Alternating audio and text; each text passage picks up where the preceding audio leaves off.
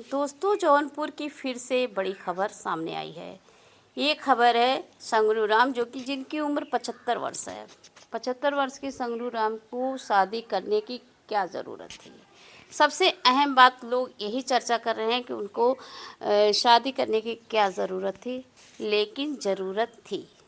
सही बात मायने में ये है कि ज़रूरत थी। लोग अगर संगरू राम को हर चीज़ मिलता, हर चीज़ उन्हें उपस्थित रहती, फिर भी उनको अपने दिल की बातें किसी से शेयर करना होता तो किससे करते। संगरू राम की पत्नी जो है, पहले उनका डेथ हो गया, नहीं रही, और दूसरी पत्नी वो भी नहीं रही, और उसके बाद उन्होंने मन बनाया अपनी न्यू शादी करने के लिए। तो उन्होंने अपने से कम उम्र में, यानी कि वो खुद 75 वर्ष के हैं, फिर 35 वर्ष की महिला मनभावती के साथ उन्होंने शादी रचाई। कोर्ट में उन्होंने शादी रचाई और उसके बाद जा कर के मंदिर में उन्होंने जयमाल जैसे संस्कार से होता है, हिंदू रीति रिवाज से उन्होंने शादी की। शादी के महज एक दिन आज शादी होती है, उसके बाद उनकी डेथ हो जाती है। डेथ होने के बाद लोग कई तरह की चर्चा करते हैं, आखिर ऐसा क्यों हो गया, क्या हो गया जो उनकी एक ही रात में इनकी डेथ हो गई। उनकी पत्नी के ऊपर यानी मनभावती के ऊपर लोग शक करते हैं। मनभावती बेचारी रो रो कर उसका बुरा हाल होता है, क्योंकि उसके 3 बच्चे होते हैं। तीनों बच्चों को अब कौन देखेगा। उसके पति का साया पहले से उसके सिर से उठ गया था। वो अपने तीनों बच्चों को लेकर मेहनत मजदूरी करते थे, कहीं आलू खोदना, कहीं कुछ करना, ऐसे मजदूरी करके अपने बच्चों का भरण पोषण किया करते थे। और संगरू राम के न रहने के बाद उनके जो परिवार वाले हैं मनभावती को भगाने का पूरा मन बना लिया है।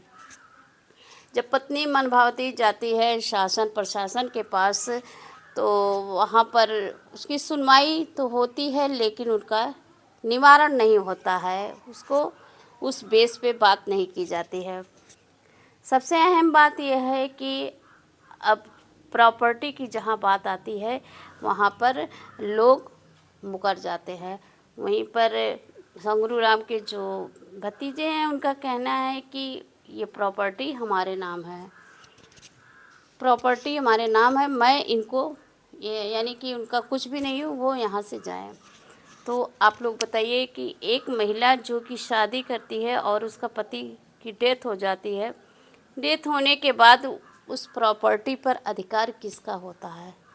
आप लोग कमेंट में बताइए। और मनभावती इस समय बहुत ही बेचारी परेशान है, और एक तीनों बच्चों को लेकर के जो बड़ी जिम्मेदारियां हैं उसके सिर पर फिर आ गई। तो कहते हैं कि ये जो साया है दुख का, वो जाता नहीं है। अगर वो अपनी खुली ज़िंदगी जी रही होती, मेहनत मजदूरी कर रही थी, खा कमा रही थी, लेकिन एक शेखर नाम का शख्स है, उन्होंने उससे मिलाया संगरू राम से। संगरू राम के मिलाने के बाद वो संगरू राम कहते हैं मैं इसको अपनी बच्ची की तरह रखूँगा। लेकिन समाज को लेकर के संगरू राम ने सोचा कि अगर इस तरह मैं रखूँगा तो समाज क्या कहेगा। समाज को जानते और समाज को देखते हुए उन्होंने उससे शादी करने का फ़ैसला ले लिया। दोनों लोग फैसला लेकर के अपनी शादी कोर्ट से कर लेते हैं। कोर्ट से करने के बाद पहली ही रात में संगरू राम की डेथ हो जाती है। तो आप लोग प्लीज़ कमेंट में बताइए कि उस प्रॉपर्टी में किसका अधिकार है।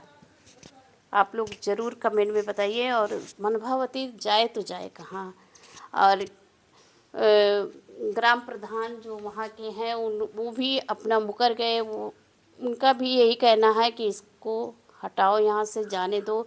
यार जो जाएगी वो बेचारी कहाँ रहेगी। सबसे बड़ी बात यह है वो कहाँ रहेगी, उसकी तो शादी हो गई, अब वो कहाँ जाए।